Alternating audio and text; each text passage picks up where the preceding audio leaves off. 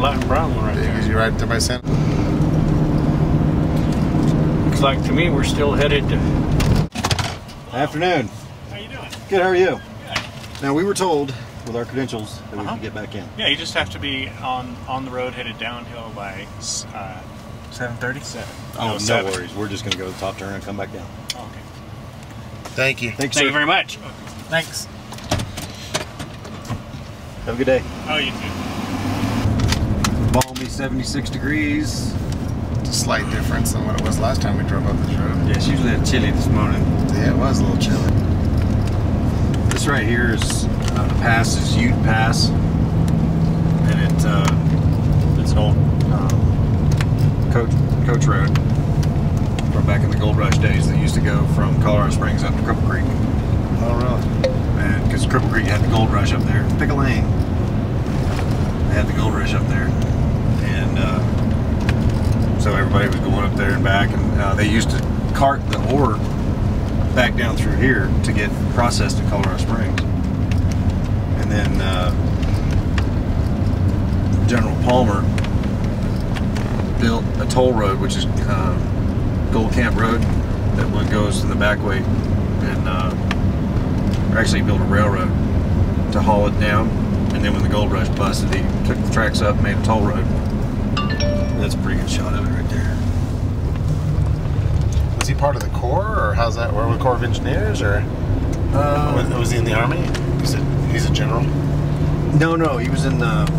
Oh, way back. Yeah, this is the late 1800s. Gotcha, okay. It's like been in a cart, involved in some kind of a cart coming down this thing. Back then.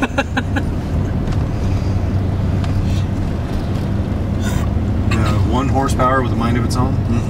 Yeah.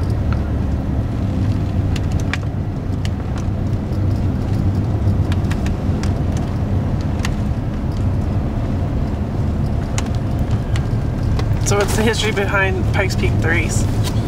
Pikes Peak race started in 1916, was the very first race. And it was just kind of a thing they did back then. I mean, it's, you know, Indianapolis was big, and that was started a couple of years before. And they had, you know, back in those days, they had guys that were doing all kinds of crazy stuff with the cars, and these cars that are just unbelievable. No roll cages. They had an engineer that was sitting in a lower seat. Next to him, they had these constant loss oil systems. It's just unbelievable the things these guys were doing with these cars. And I forget the guy that won it that very first time, but then 2 years later, the record was set, and it was 16 minutes. Wow. That's fast. So, since 1918, we've only cut 6 minutes off the record. That's unbelievable. Yeah. Wow. I can't believe how long the record held until... Well, and that's the thing with the weather. I mean, it can change 4 times between start line and finish. Yeah. We're talking about that. If it started snowing race day, we'd be the ones that in the good side of it. Yeah. Let it snow. That's right. That's our motto every time we We go might to not a have the right tires on it for that, but we can do 4-wheel. Yeah, we're good. That works for me. See the Bigfoot crossing sign? Yes. That's what drivers up here say if they go off the road. They didn't run off the mountain. They saw Bigfoot. Try to avoid it. I saw that this morning too early and went, really? Are you serious? Are you cereal?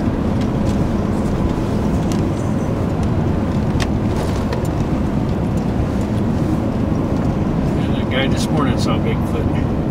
Yeah, there was a couple of them from looking at the marks off the road that saw Bigfoot. Yeah. Can't believe that was that Mustang. That sucks. That was a nice looking car. Which one was it? The yellow and black one. Oh, that was a really nice looking car. Yeah, he forgot to put Loctite on his fitting on his Talent tank. Yeah. That's always a problem.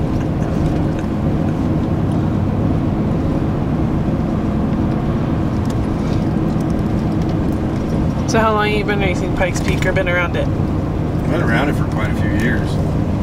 Pitted for some people up here in open wheel several years, or quite a few years ago. And then wasn't up here for a while. And then when I started racing the hill climb races, I got the bug.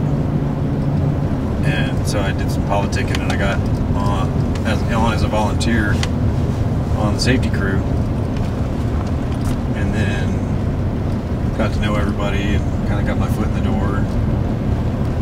Then started beating on them to let me race my car. Finally got Randy, the tech director, Randy Rule, to come down the house and look at my car. And I guess they were expecting some clapped out Jeep,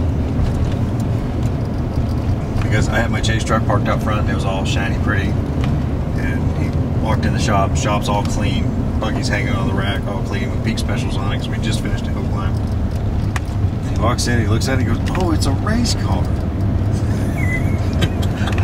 It's like, I've been trying to tell you. So he pulled some weight for me and got me in and raced it for the first time last year. How'd you do? Won exhibition class with a 1407. Not bad for a rookie year. Not bad for a rock donkey. You know. You're gonna have to pay royalty on that now.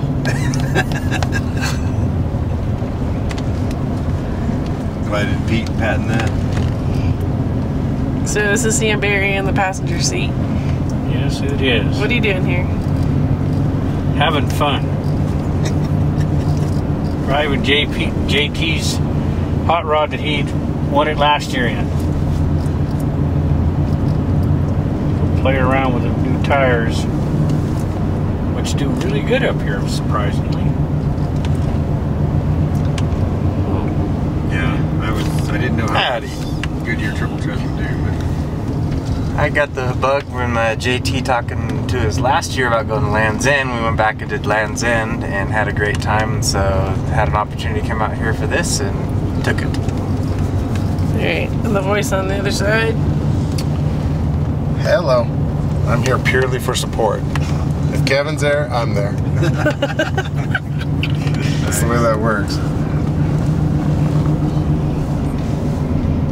And there's me. Charlene. With all the support.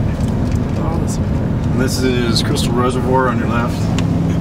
It's a sport fishing deal, and they don't let any boats on it. It's a stocked reservoir. Supposedly it's pretty good fishing.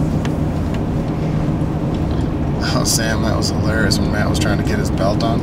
Had he not dry fit that belt in the shop? No. Yeah, I figured that out as I was grabbing him in places he and I never dreamed I'd be grabbing him. Well, I did the traditional reach through the net. Here, let me help you out. Let me go ahead. That didn't work out so good. And then I did the, here, let me just lean over the dash. No, that didn't work out. Pretty soon I'm laying on the hood with both hands in there. Showing Everybody taking pictures of you. Yeah, showing my better parts to the world. That's what I thought of that head restraint. Yeah, bad. Not liking that so much.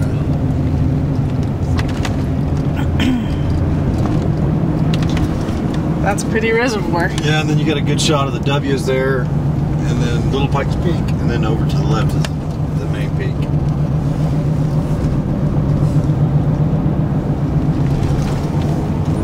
So what's the politics and the drama relative to the paving of the road?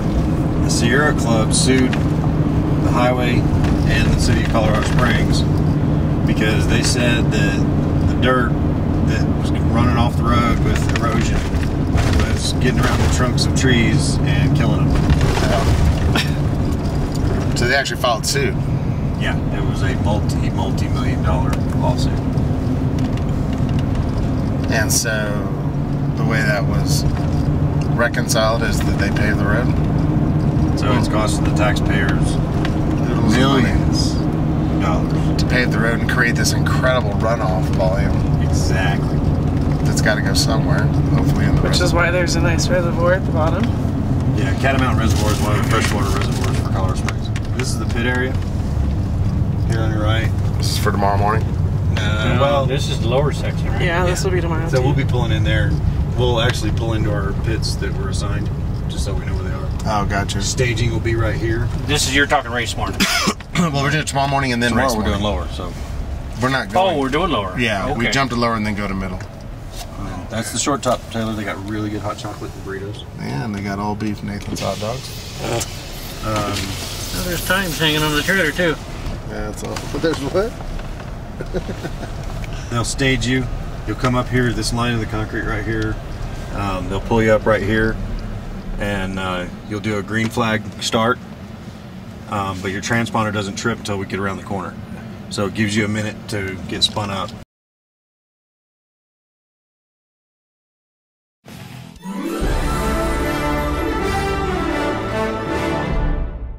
Hi, I'm Charlene, and after going to lots of events across the nation, I found something missing. Cute girl shirts that actually fit. I came up with some fun designs, including the I drive and I ride sayings, found good quality shirts, tanks and sweatshirts, an extra small to 4 extra large, and want you to enjoy them as much as I do. I made a special shirt for my mom, and I'm working on new designs right now. We also have other brands available on the website, including a complete I'm Not Just a Girl jewelry line. Check out the website, I'mNotJustAGirl.com, and our Facebook page. Be sure to send me a picture of you wearing your shirt, and I'll be sure to post it.